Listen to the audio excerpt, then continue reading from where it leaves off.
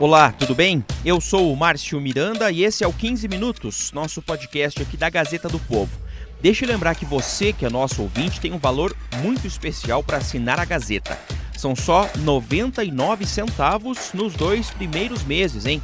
E com a assinatura do jornal, você tem acesso a notícias, colunas e vários conteúdos exclusivos. Só 99 centavos nos 2 primeiros meses. Aproveita e clica no link na descrição do episódio de hoje.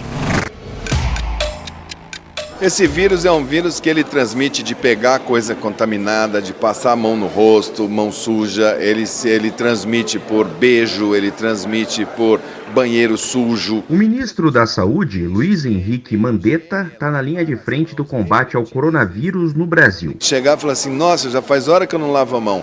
Cada meia hora, uma hora, para um pouquinho, lava as mãos, lave a bancada onde você trabalha. Figura mais discreta desde que assumiu o cargo, ele se tornou nas últimas semanas um dos ministros mais conhecidos do governo Bolsonaro, ofuscando até colegas mais, digamos, famosos. O ministro Mandetta também apresentou alguns posicionamentos contrários a afirmações do próprio presidente da República, Jair Bolsonaro, nessa questão da crise do coronavírus. Agora, está havendo sim, existe o perigo, mas está havendo um superdimensionamento nessa questão. Nós não podemos parar a economia. E eu tenho que dar o exemplo em todos os momentos. E fui, realmente, apertei a mão de muita gente em frente ao Palácio aqui na presidência da República para demonstrar que eu estou com o povo. Luiz Henrique Mandetta comanda a segunda pasta com o maior orçamento da Esplanada e coube a ele a coordenação do enfrentamento à crise causada pela disseminação do novo vírus. Agora, de uma maneira até certo ponto tardia, a Organização Mundial de Saúde concorda com a posição brasileira de que estávamos frente a uma pandemia. Bom, nesse episódio do 15 Minutos eu vou conversar com a Camila Abrão, repórter da Editoria de República, sobre o perfil desse ministro, o mais importante da esplanada dos ministérios nas últimas semanas. Eu acho, Mandetta, se todo mundo tomar um cuidado especial consigo próprio, dá para levar a vida com normalidade. Isso, os japoneses cuidam muito dos idosos, né, presidente? Lá não tem asilo, o filho mais velho é que cuida de pai, mãe, de avô, de avó. Então lá eles estão conseguindo cuidar dos idosos. Quando, por exemplo, vamos terminar a aula amanhã, aí pai e mãe pega a criança e manda para casa da avó, a gente está levando as crianças que são, na maior parte das vezes, portadoras assintomáticas do vírus, para ficar dentro de casa dos idosos. Camila, o ministro Luiz Henrique Mandetta tinha uma atuação discreta até começar essa crise aí do coronavírus, né? Conta um pouco da biografia dele, então, como é que ele se aproximou do presidente Bolsonaro e acabou indicado para ser ministro da Saúde do governo, hein? É bem isso, o ministro Mandetta ele não era tão conhecido como os superministros, como é o caso do Sérgio Moro e do Paulo Guedes, mas agora nas últimas semanas ele tem sido o rosto do governo no enfrentamento contra o coronavírus, né? Aí ele foi secretário de Saúde de Campo Grande entre 2005 e 2010, depois decidiu tentar uma vaga na Câmara dos Deputados e conseguiu. Ficou entre 2011 e 2018, ele foi deputado federal por 2 mandatos e no último mandato dele, ele se aproximou mais do Bolsonaro. Ele chegou a ajudar no planejamento de saúde, no plano do tão candidato deputado Jair Bolsonaro, né? E aí eles se aproximaram mais nessa época e os dois eram contra o governo Dilma, contra o Mais Médicos e acabaram se aproximando e daí o Bolsonaro acabou chamando o Mandetta para ser ministro da Saúde. Inclusive o ministro da Saúde é médico por formação e já atuou em hospitais militares também. Obviamente temos no momento uma crise, uma pequena crise, né?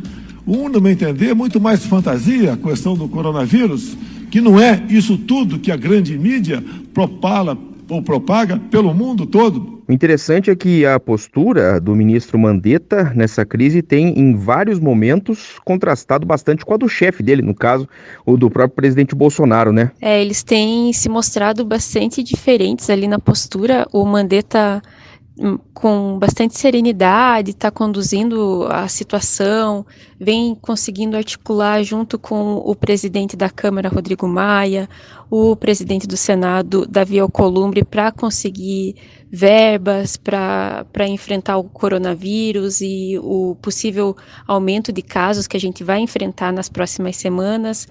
Vem pedindo constantemente para que as pessoas evitem aglomerações, fiquem em casa, se cuidem. Já o presidente Jair Bolsonaro tem feito exatamente o contrário.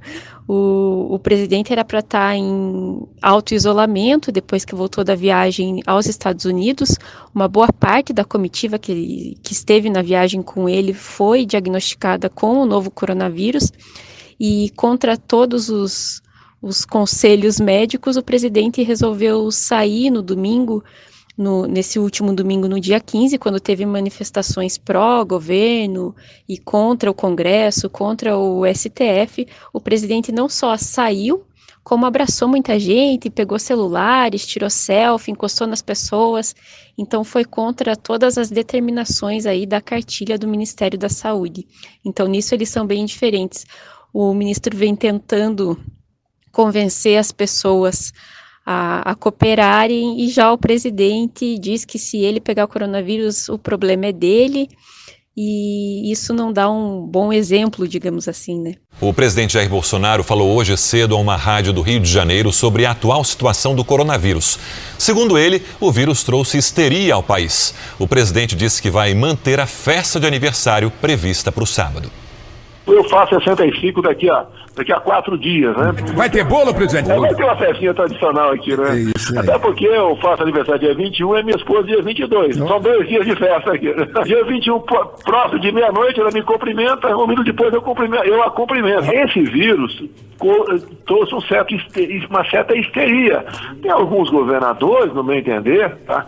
Eu posso estar errado, mas estão tomando medidas que vão prejudicar e muito a nossa economia. A vida continua, não tem que ter histeria. E ainda sobre o passado do ministro Mandetta, tem contra ele uma investigação, né? Do que exatamente se trata esse caso? A investigação que envolve o ministro Mandetta é da época em que ele era secretário de saúde lá em Campo Grande, que foi entre 2005 e 2010. A investigação mesmo começou em 2014, 2015, então ele já era deputado federal. Mas é por uma suposta fraude em uma licitação e Caixa 2 relacionado à aquisição e instalação de um sistema de informação. Era um sistema de gerenciamento de informações integradas de saúde para a cidade. Esse sistema custaria 10 milhões de reais. E deu um prejuízo de pelo menos 19 milhões, a gente até tem esse levantamento no blog do Lúcio Vaz, aqui na Gazeta do Povo.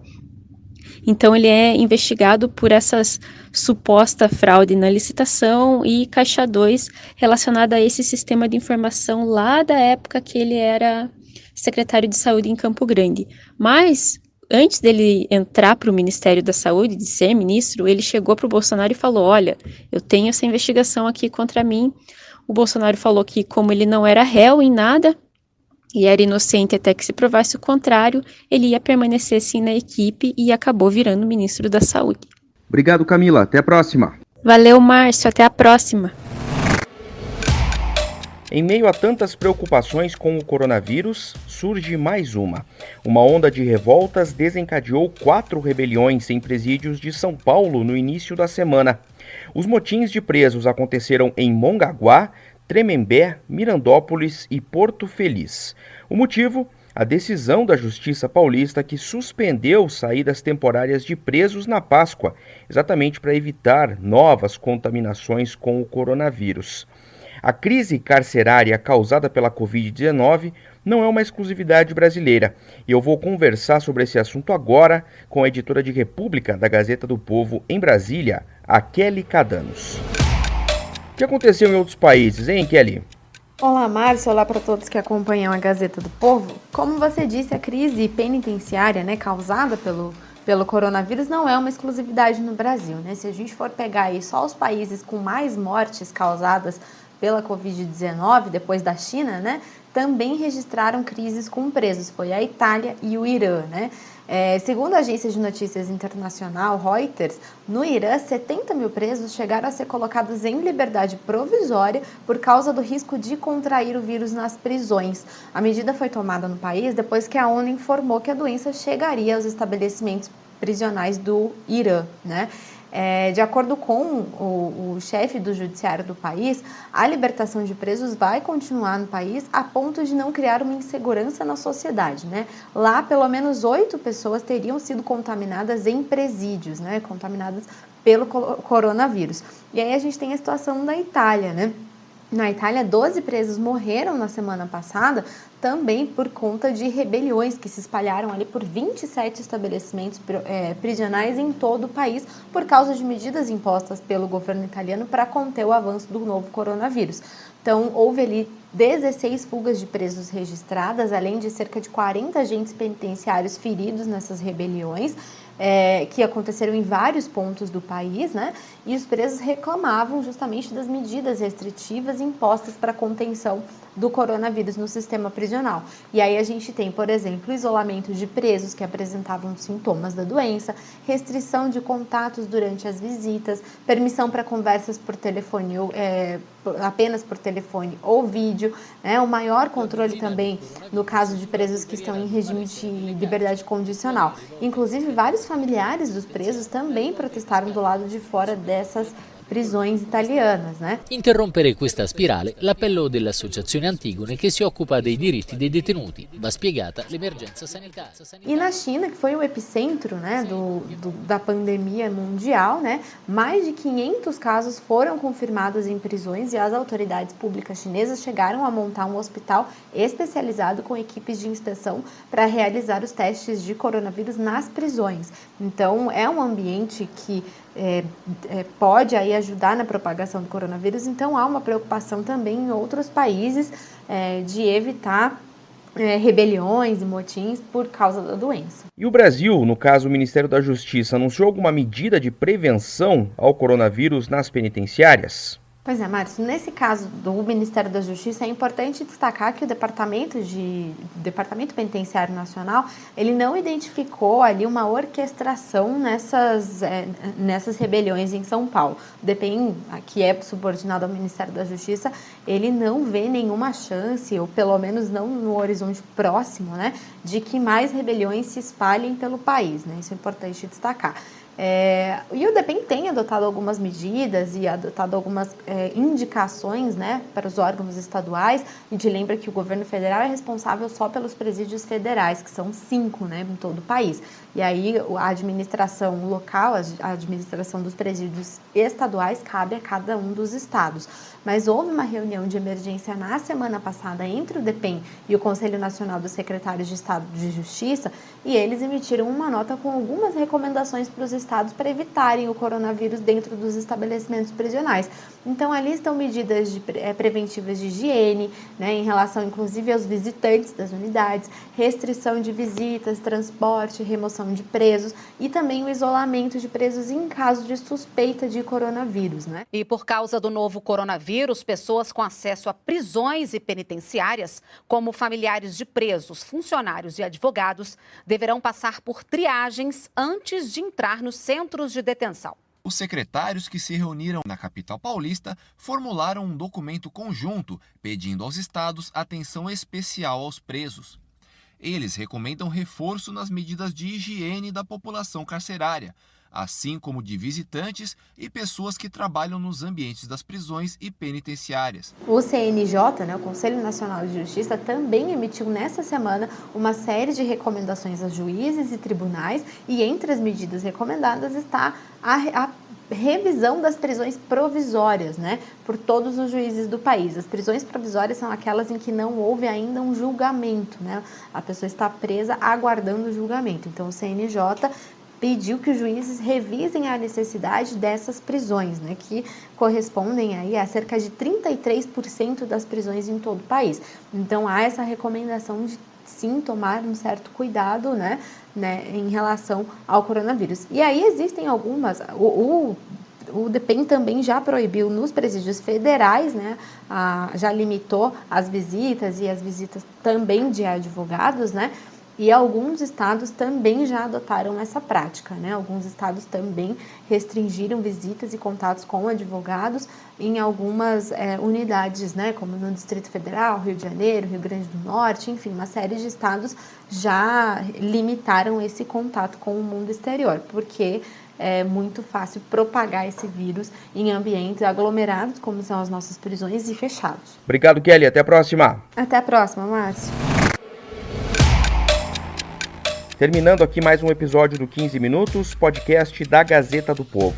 Durante a minha conversa com a repórter Camila Abrão, você ouviu trechos de reportagens veiculadas pela TV Record e também de uma entrevista do presidente Jair Bolsonaro dada à Rádio Bandeirantes ao apresentador José Luiz da Atena e outra dada pelo presidente Bolsonaro à Rádio Tupi, do Rio de Janeiro. O 15 Minutos tem a produção da Maria Escrocaro e da Jennifer Ribeiro, a montagem do Leonardo Bestloff e a direção de conteúdo do Rodrigo Fernandes. Eu sou o Márcio Miranda e agradeço muito a sua companhia. Até mais!